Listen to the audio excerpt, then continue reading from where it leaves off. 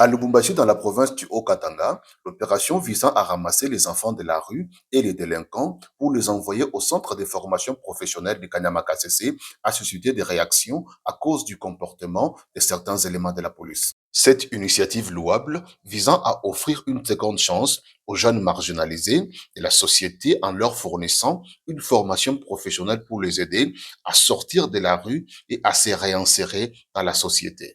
Cependant, au cours de l'opération de ramassage, certains éléments de la police ont agi de manière abusive et ont commencé à arrêter et acheminer des personnes innocentes qui n'avaient rien à se reprocher.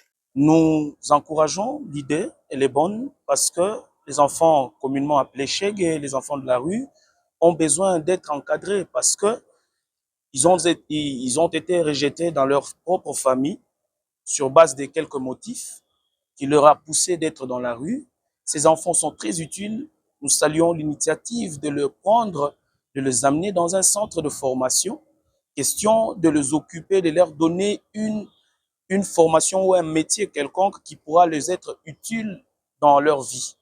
Mais malheureusement, nous avions constaté quelque chose qui ne va pas bien, c'est que les innocents sont maintenant victimes. Ici, dans la ville de Lubumbashi, il y a beaucoup de gens. Il y a ceux-là qui font le métier de la peinture.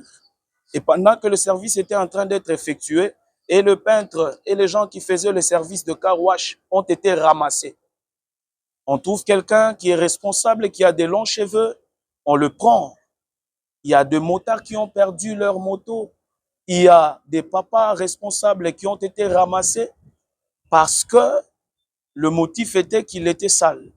Toute personne étant sale n'est pas un vagabond, mais nous avons des gens qui vaquent dans d'autres occupations qui leur permettent d'aller payer quelque chose au niveau du centre-ville et retourner pour travailler, mais ils ont été ramassés. Cette brutalité et cette mauvaise gestion de l'opération ont provoqué des remous au sein de la communauté et ont soulevé des questions sur la légitimité et l'éthique de l'opération. Les familles des personnes innocentes arrêtées ont protesté vigoureusement contre les arrestations arbitraires. De plus, les rumeurs ont commencé à circuler selon lesquelles certains éléments corrompus de la police auraient monnayé l'opération en arrêtant des personnes innocentes pour extorquer de l'argent en échange de leur liberté. Il y a une chose aussi que nous n'avons pas vraiment appréciée, c'est devenu du genre business. Et la police, là, nous demandons aux autorités d'ouvrir l'œil par rapport à cela. Maintenant, ce sont les innocents. On ne pose pas de questions, on ramasse n'importe qui. On trouve une personne responsable, un père de famille, bien qu'il a déjà laissé ses cheveux, on ramasse sans pour autant interroger et tout. C'est que nous n'avons pas vraiment encouragé. Et par la même occasion, notre police parvient maintenant à commencer à chipper les téléphones des gens. On t'arrête comme ça, sans motif. Opération Kanyamaka CC, c'est le téléphone qui part et tout ce qui se trouve dans vos poches, ça part. En tout cas, ça, nous n'avons pas encouragé. Nous demandons au gouverneur de la province, au général de la police, au général des FRDC, de pouvoir aussi instruire aux éléments qui descendent sur le terrain pour faire cette opération-là. Et ça serait vraiment une bonne chose et ne pas aussi inquiéter la population parce que là, nous allons vous confirmer que la population ne va plus encore normalement à leurs occupations par peur que je me trouve au centre-ville en relax, je pourrais être ramassé. Alors, ce qui n'est pas une bonne chose. Nous demandons aux autorités provinciales et les autorités urbaines de bien vouloir ouvrir l'œil par rapport à cela pour que cette opération se passe normalement.